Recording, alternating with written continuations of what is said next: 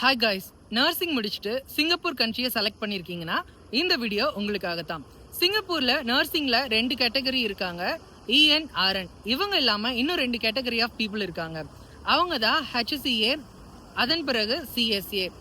HCA அப்படிங்கிறவங்க health care associate, CSA அப்படிங்கிறவங்க clinical support associate. இவங்க 2 பேரும் என்ன பண்ணுவாங்கன்னா, HCA பேசிக் பேஷன் கேர் நீட்ஸுக்கு ஹெல்ப் பண்ணுவாங்க. லைக் ஸ்பஞ்ச் பாத், மற்ற எல்லா விஷயத்துக்கும் வார்டை க்ளீனாக வச்சுக்கிறது, தென் திங்ஸை டாப் அப் பண்ணுறது, ஃபுட் சர்வ் பண்ணுறது, இந்த மாதிரியான ஒர்க் ரோல் எல்லாம் அவங்களுக்கு இருக்கும்.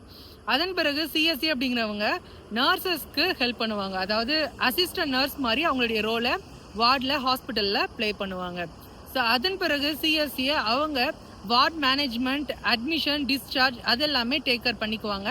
அந்த டாக்குமெண்ட்ஸ்லாம் பார்க்குற ரிசப்ஷனிஸ்ட் மாதிரி. உங்களுக்கு HCAவும் வர விருப்பம் இருக்கா, CSAவும் வர விருப்பம் இருக்கா? அப்போ கண்டிப்பாக நீங்கள் தாராளமாக சிங்கப்பூருக்கு வரலாம்.